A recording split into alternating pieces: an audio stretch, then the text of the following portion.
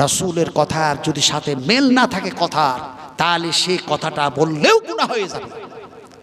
তো উম্মাহাতুল মুমিনিন মা আয়েশা সিদ্দিকা রাদিয়াল্লাহু তাআলা আনহা তিনি বলছেন, একটি মহিলা তার দুইজন সন্তানকে সঙ্গে করে আমার দরবারে আসলেন। আমার কাছে যেন দেখা যায় এমনি করে 3টি খেজুর ছিল। সে সাইল যেন চাইল, আমি তার দিকে লক্ষ্য করলাম, খেজুর 3টি দিয়ে দিলাম। ওয়াজ বুঝুন, ভাষা বুঝুন। খেজুর মা আয়েশা কয়টা দিলেন? খেজুর বলুন, জোর না বিজোর? এই কয়টা খেজুর দিলেন? বিজোর। এমনি করে যারা আমরা আজকে তারাবির নামাজ পড়লাম, তারাবির নামাজের শেষে তারপরে দেখা যায় বেতর নামাজ পড়েছি, জোর না বিজোর? একটু জোরে বলুন। বিজোর। এই বিজোর নামাজ পড়লাম।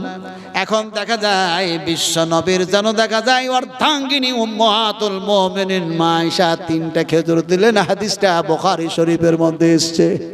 আমার মায়েরা, আমার বোনেরা, এখন এই 3টি খেজুর, তার মধ্যে একটি খেজুর একটি যেন মেয়েকে দিল, আর একটি খেজুর আর একটি যেন দিয়ে দিল।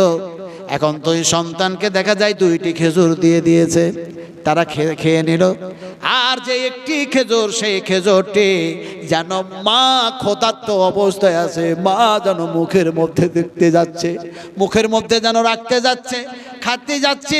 এমন সময় খেতে গিয়ে দেখা যায় ওই 2 সন্তান বলে ফেললো, আম্মা জান আমরা ক্ষুধা অবস্থায় আছি, আমাদের এখনো পেট পরিপূর্ণ হয় নাই, খিদা দূর হয় নাই, ওটাও আমাদের দাও। মা আয়েশা দৃশ্য দাঁড়ায়া দাঁড়ায়া দেখতেছে এই মহিলা তার সন্তানদের সঙ্গে কি ব্যবহার করে। এমন সময় দেখা যায় সেই যে খেজুরটি মা খেতে যাচ্ছিল সেটাও খেলো না। মা কারে বলে? বলতে তো ইচ্ছা করে না, রোজার মানুষ, কিন্তু একটার পর একটা হাদিস মনে পড়ে যাচ্ছে। উমরা হজের জন্য বিশ্বনবী যেন আসছেন সাহাবায়ে কেরামদেরকে সঙ্গে করে, আর রাস্তার ধারে দেখা যায় রাসূল থমকে যেন দাঁড়ালেন। একটি যেন কবর দেখে, কবর হলো বিজোর, কবর দেখে থমকে দাঁড়ালেন, চমকে দাঁড়ালেন। আর যেন দাঁড়ায় তিনি যেন অঝর নয়নে কাঁদতে শুরু করলেন। সাহাবায়ে কেরাম রাদিয়াল্লাহু তাআলা আনহুমরা আর নিজকে কন্ট্রোল করতে পারেন না, তারাও যেন কান্না শুরু করে দিলেন। নবীর কান্না দেখে তারাও যেন কান্না করে। এমন সময় বিশ্ব নবী ক্রন্দন করতে করতে করতে করতে, মাগফিরাত কামনা করতে করতে, দোয়া করতে করতে তিনার কান্না বন্ধ হলো।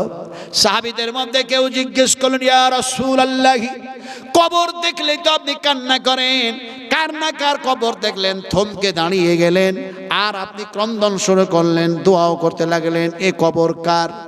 নবী যেন বললেন, শোনো গো আমার সাহাবা কেরামেরা, যার কবর থেকে থমকে দাঁড়ালাম আর এখানে অঝর নয়নে কাঁদতেছিলাম, সেটা অন্য কাউরি কবর না, এটা হচ্ছে আমার মা, আমার মা, আমার মা, আমার মা আমেনার কবর। সুবহানাল্লাহ।